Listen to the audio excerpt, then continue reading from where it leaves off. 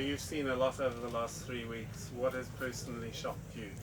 I think the bit that shocked me the most was actually driving through Pakawhai, and it was on about day 2 or 3 of the response, and just seeing the damage driving down that road. I was trying to get home after my shift, and just seeing the utter devastation of that area, and knowing that area pretty well, having lived here for a number of years now, and just seeing the impacts on those businesses there, and the people cleaning up their houses, the silt marks right up to the top of the windows, caravans thrown around the place, crops strewn across the road, apples, onions.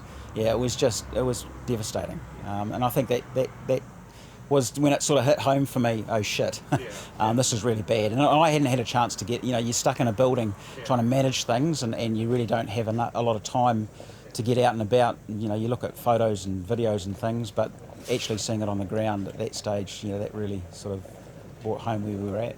And what has encouraged you about just people's attitudes and things like that? Yeah, most definitely. I think the way that our communities have responded, and we always knew that our communities would respond, and we've been working on community resilience quite hard now for the last 10 years. And I think, even though people sort of wonder why communities are doing things, and maybe it's not civil defence or it's not the army or whoever, in these sorts of disasters, where there isn't enough resources to go around, communities do need to stand up and support each other. And in fact, the community response is actually the most effective response, because communities know what it is that they need and want, and looking after each other. And we've seen that in spades here.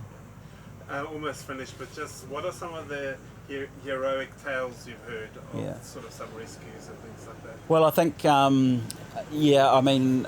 we've got friends who live in Eastdale, and I think it's been on TV, and one of my daughter's friends and her father basically saved them and saved some other people as well. I've just recently read about the soldiers from my old unit that I used to command, 5-7 Battalion here, which is the reserve unit here in Hawke's Bay, and what they did going out into the waters, and having, I've driven in a Unimog many hundreds of times, and it's a very big high vehicle, and if the water's coming up to the windscreen, that is well above the official capability of that vehicle. So those soldiers were putting themselves at risk. So I think I think that's bravery. And then the helicopter pilots. I mean, I could go on. The work that was done there, and Fire and Emergency New Zealand, and all those people as well. There was about, I think we totaled it up, there's around about 290 official sort of rescues undertaken by the emergency services.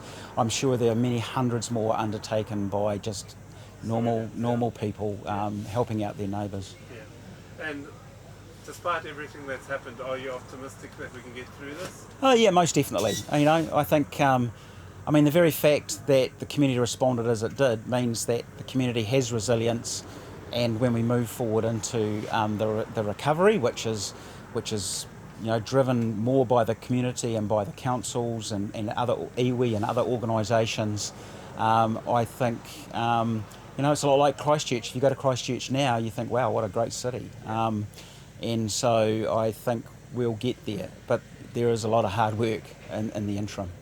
Ian Macdonald, thanks for your time. Thank you.